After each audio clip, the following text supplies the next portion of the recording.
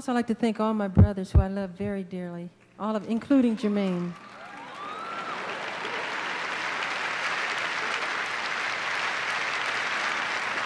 Hi ladies, today's video is 3 things you need to stop claiming. The first thing is pettiness. Now, when it comes to pettiness, you know, like you see these sayings online, oh, I'm petty, I'm just petty, I'm just petty.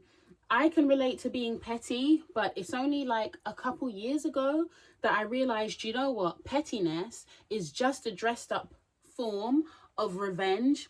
That's what pettiness really is. It's when you want to get your own back. Someone takes a jab at you and you get a quick jab at them. You know, it feels good, it feels nice, but it's just revenge, which stems from anger and unforgiveness. So you see the root. If you deal with your unforgiveness, you'll deal with your pettiness. So if you find that you are a petty person, you have unforgiveness in your heart. I'm just saying from personal experience. I know it feels good. We want to get a jab, we want to get a jive, but you know, sometimes you just have to walk away and be the bigger person. There's one clip, and if I find it, I'll put it at the beginning of the video, where Michael Jackson, the backdrop of the video was that he was doing his Thriller album and his brother Jermaine was talking against it. He was saying how it wouldn't do well or something to that effect. But Jermaine was being bad mind, Jermaine Jackson, one of his brothers. And I'm saying it like people don't even know who they are. Well, some people might not know, but yeah. So anyway, so at the award show, Michael Jackson gets the award for his album Thriller, and he was like, you know, my brother Jermaine, and I'm not gonna lie, like he was trying to, you know, come across like, yeah, this is for you. But like when I saw that clip, I just thought, this is the best thing since sliced bread. This video really appeals to my petty heart. Yeah, because it was his time to show his brother, look. And it's that type of thing. It's like when people get their awards and they say, oh, so all the people who said I wouldn't be here, you thought I wouldn't, but look at me now. Like, I'm telling you, when you're really confident and healed within yourself, you don't need to show off on anybody. You have nothing to prove. You don't have to take a jab at a person. So I'm telling you, pettiness is revenge. It's revenge. And God says, give it to him. I'm telling you, the more you start to work on your unforgiveness, you find that you let it go. I'm not going to lie. I may see a petty thing or two every now and then. I might smirk, I might smile, I might laugh. Okay? I'm a work in progress in this area. But I'm telling you, don't claim to be petty.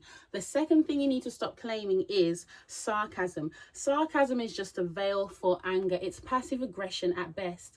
Again, just like how if you're a very petty person, you have unforgiveness. If you're a very sarcastic person, if you describe yourself as a sarcastic person, then what you need to recognize is that you're an angry person. Sarcastic people are angry people. And also, sarcastic people, I'll go as far as to say, someone might be offended, so come at me in the comments. Yeah, write a comment, guys. Leave a comment and leave a like. But sarcasm is, yeah, sorry, I lost my train of thought because I was just there pressing that button.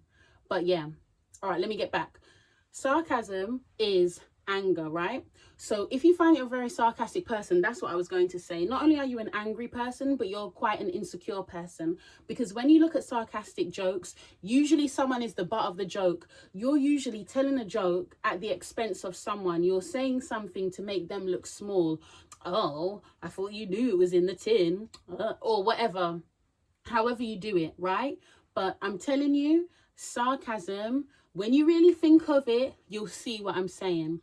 It's because you're angry. You're probably angry at something or angry at the person, but instead of just dealing with the things, you use sarcasm as a veil.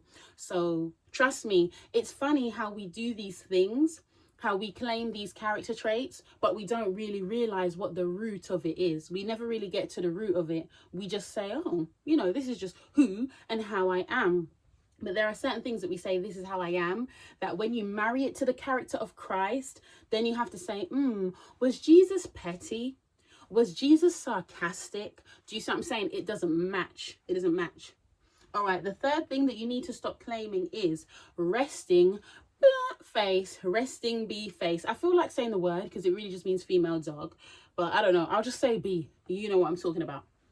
But resting B face, you never know what difference a smile can make to someone's day.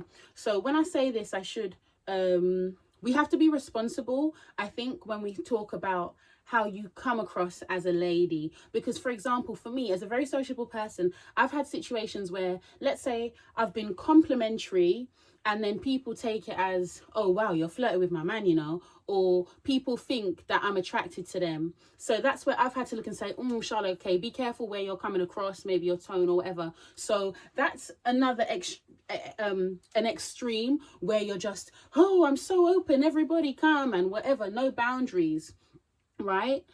And then the other extreme is, as soon as you see someone's face, you're like, boy, let me not even look at that person, because if their eyes look at me, their laser eyes are going to cut through my soul, right? So that's the other thing. I believe that as a Christian in general, we should at least look approachable. Like, someone should be able to look at you and think, cool, if I'm lost, maybe I can ask that woman over there for directions. But if someone's looking at you thinking, boy, I'm going to ask her, I can look on her face. You know, we don't really want that. Again, when you look at the character of Christ, would he have been approachable? Would he have been walking around with a stink face? Now, obviously, if we're upset, if we're having a bad day, our emotions are going to show on our face. No problem. I'm not saying to be fake, but I'm just saying, just be more conscious of how your facial expressions are coming across. Because what do they say? Is it 80% or 90% of communication is body language? I forgot the percentage, but it's a high percentage up there, right?